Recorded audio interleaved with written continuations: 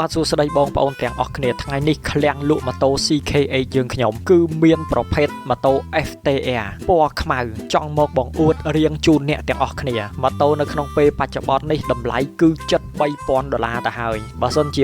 $3000ជាងមែនហេតុអ្វីមិនទិញប្រភេទម៉ូតូធំយកទៅជិះបានក្នុងក្រុងផងបានជិះទៅខេត្តជួបម៉ែនិងជួបអូនស្រីផងអញ្ចឹងតោះសូមចូលទៅក្នុងវីដេអូនេះជាមួយខ្ញុំទាំងអស់គ្នាបាទ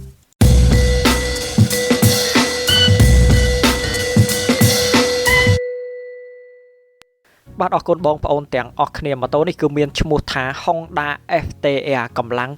223ហើយម៉ូតូនេះកុងទ័រគីឡូគឺនៅប្រើប្រាស់តិចណាស់គឺជាម៉ូតូដែលម្ដងមកកាលម្ចាស់ម៉ូតូមុនហ្នឹងគឺគាត់ជិះយកទៅកំសាន្តសៅរ៍អាទិត្យតែប៉ុណ្ណោះតែមែនតែនទៅគឺគាត់ទុកចោលនៅការ៉ាសគាត់នឹងវាយូរឆ្នាំពេកអញ្ចឹងហើយទើបគាត់លក់មកឲ្យខាងយើងខ្ញុំហើយបើសិនជាម៉ូតូដែលគាត់ទុកយូរមិនសូវដែរប្រើដូច្នេះអាបូមខាងមុខដែលបងប្អូនបានឃើញនោះគឺវាមានលេចជ្រាបប្រេងខ្លះហើយការលេចជ្រាបប្រេងចេញតាមសៀលឬក៏បូមខាងមុខនោះគឺមកពីវាមិនដែលជិះនោះឯងសៀលរិញនៅក្នុងបូមខាងមុខនោះគឺជាប្រភេទជ័រឬក៏កៅស៊ូបើសិនជាគ្មានធ្វើចលនាអ្វីទេសៀលរិញដែលធ្វើចេញពីជ័រកៅស៊ូទាំងអស់នោះគឺនឹងងាប់សាច់ដូច្នេះទោះបីជាមើលទៅឃើញថ្មីក៏ត្រូវតែបដូរចោលផងដែរតែនេះជាបញ្ហាតិចតួចតែប៉ុណ្ណោះពេលទៅដល់ស្រុកខ្មែរយើងខ្ញុំគ្រាន់តែខ្វេះបដូរចោលចំណាយពេលតែ15នាទីគឺរួចរាល់ហើ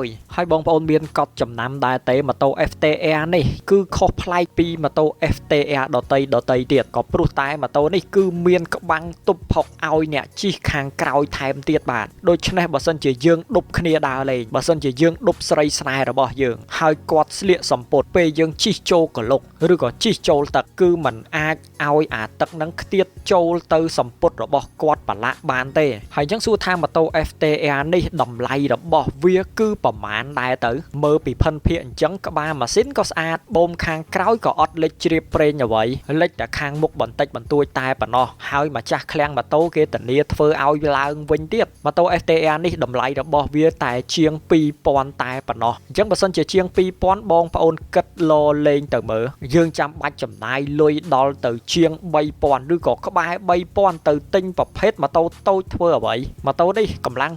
223ក៏ពិតមែនតែបងប្អូនអាចជិះយកទៅធ្វើការក៏បានជិះយកទៅឆ្ងាយក៏បានជិះឡើងភ្នំក៏បានឬក៏ off road បន្តិចបន្តួចថែមទៀតក៏បានដែរបាទហើយយើងគិតថាម៉ូតូធំកម្លាំង223ប្រហែលជាធ្ងន់ណាស់ហើយមើលទៅតែអត់ទេបងប្អូនម៉ូតូនេះទម្ងន់សរុបរបស់វាតែ128តែប៉ុណ្ណោះហើយម៉ូតូកម្លាំង 125cc គឺ